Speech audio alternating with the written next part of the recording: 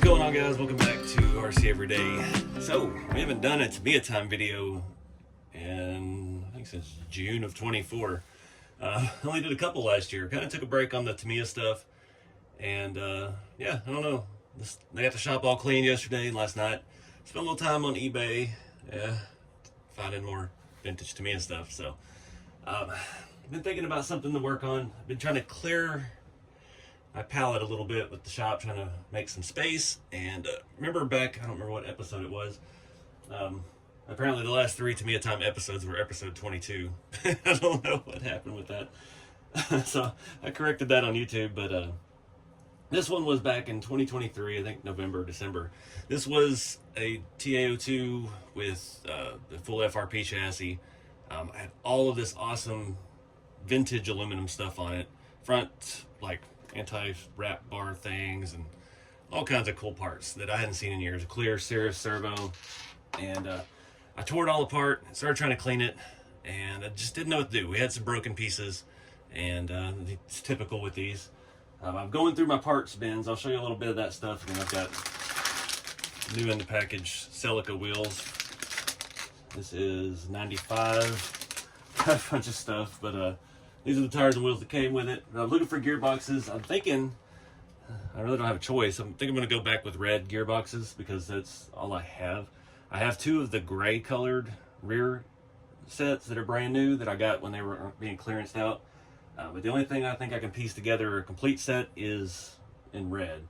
So I've got a brand new rear gearbox parts tree, and I have this one. This is the old HPI chassis for the TA02. These are super rare. And I would probably switch this truck or car to this one, but one of our steering arms is broken, and I posted about it in the other video. Unobtainable, you know. Nobody's reached out to me saying, hey, I have one of those sitting around, so odds are that's going to be a very hard find. I even went through researching to see if maybe it was reused from some other HPI kit. RS4 stuff is vastly different, obviously. They were kind of competitors. I had one of each back in the late 90s, but yeah, we'd really like to use that chassis setup, but here we are. But this front gearbox looks to be cracked. Where did I find one that wasn't cracked? I've got so much stuff. We've got, like I said, the rear is new, so that's our, for sure. Why do I have this out? I thought the front one was good, but it is, one screw area is cracked. This plastic just cracks. It might not have been cracked until I looked at it. I don't know. But I've got this box. Some people may cringe that I've used this box for storing parts in. Back when I built this kit, it was one of the first videos I did on the channel. I was very early on. I didn't realize what this would be worth in the future. I actually sold the body off and just built the chassis. So, there's one. It's a little dirty, but it's not cracked, so. All right, well, there we go. There's our base housing. Like I said, we've got all this aluminum stuff on it. I've got in the other room, I took it out, it has the Kose one-way front diff, which was special to me because my sister had got me one of those for my original car in the 90s. I had a whole bunch of Kose accessories, and it's just, again, impossible to find that stuff now. So I bought this car used on eBay for a fairly cheap price, and it had all of this awesome stuff on it. So yeah, definitely lucky there. There's a decent black gearbox. Don't see any cracks. All right, well, maybe we could keep it. Do I have any black rear gearboxes? I don't want to do multiple colors. I think it would be kind of tacky. I'd like to keep it all solid. It's mostly suspension. There's another red, very used gearbox. So yeah, just to keep all this stuff. I've got parts trees in here still. A little bit of a mix. Another spare chassis that's pretty well worn. We got one more box over here. This one I've got, what is this? Touring car body accessory kit. So there's a front or that is a rear.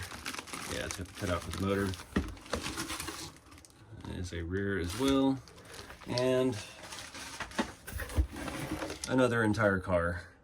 I'm not going to tear that one apart. If I remember right, it was pretty rough shape. I think that was like a $30 eBay find. TA01 chassis, another FRP lower deck. and some vintage springs. So I guess we'll have to make do with what we got. So I'm going to start. The main thing with this is going to be clean. I have one more little box. This is all mainly small stuff. I've got a couple of the Speed Tune gear set. Actually, that's just a regular gear set. Thought I had a Speed Tune one in there. Some upper rod ends of factory Tamiya front one-way diff, dog bones, some cheap aluminum stuff. There's a high-speed gear set, and another one with a vintage label.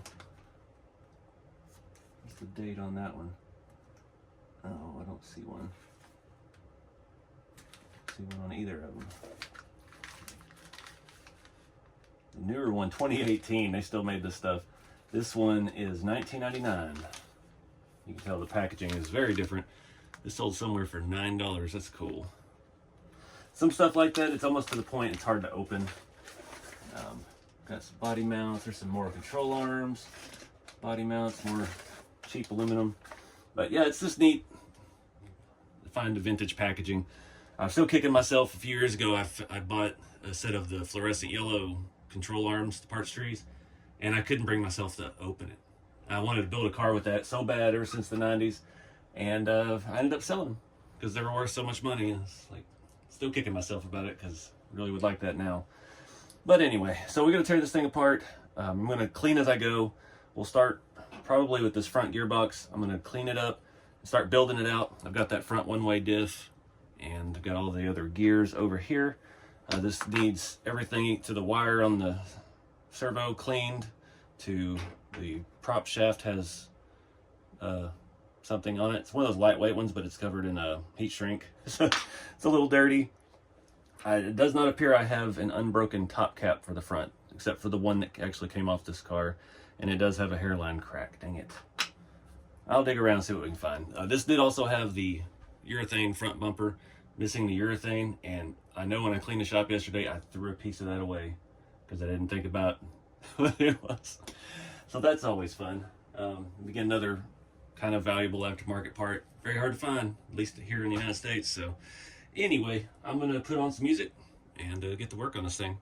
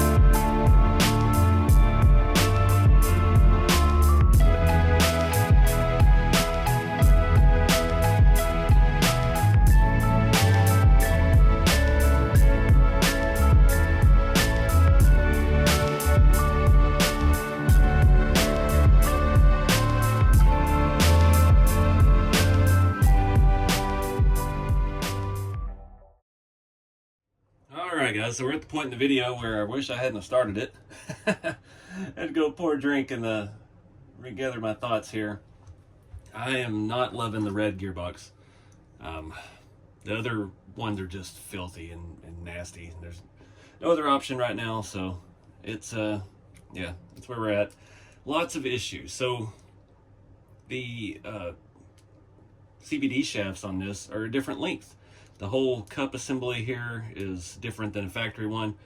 I had some aftermarket CVD kind of shafts that weren't that great, but they came with all that cheap aluminum stuff, and they're direct swaps for the stock stuff. So the bearings are different size, the length is different.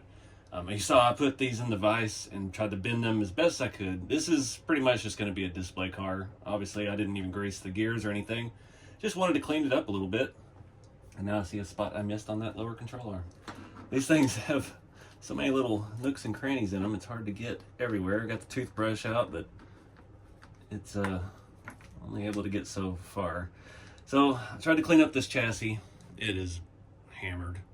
Even the top looks pretty bad. So I was thinking, all right, I'll use that HPI one since I'm not going to run this.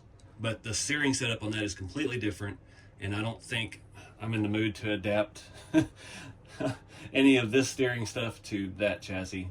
It still has a little bent rod and connect the two arms, and it's like, no, let's not do that. Then I remembered I've got another FRP base plate. Thanks to my buddy Rob Gunning. First time I met him, Axial Fest 2 or 3 years ago, and setup day, and he just came up to me and handed me a bag of TA02 parts. So he's been following for a long time. We've been friends for years now. And yeah, this one is actually much nicer. So we're going to build off of this. I cleaned it up.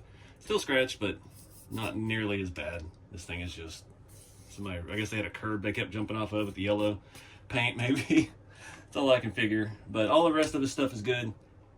I took the back half off and tried to leave it in place so I don't forget where all this stuff goes. I've never actually put together a whole lot of these FRP chassis, so I don't know. The one that I have on something is completely aftermarket. It has aluminum, everything. It doesn't have any of this factory plastic stuff, so I'm not real familiar with that. We've got a spacer on the rear transmission. We've got this whole thing, jobber for the front, and yeah, it's a little bit different setup. So that's where we're at. I think I'm gonna go ahead and mount the front to the new plate, move this stuff over, and then we'll just work our way to the back that way. Cleaning this aluminum is a nightmare. I wish I had one of those ultrasonic cleaners. I really need to get something like that. Only thing with that is I don't know if that would mess with the anodizing on this aluminum. Somebody comment below if you have tried that before. These hubs actually had bearings in them.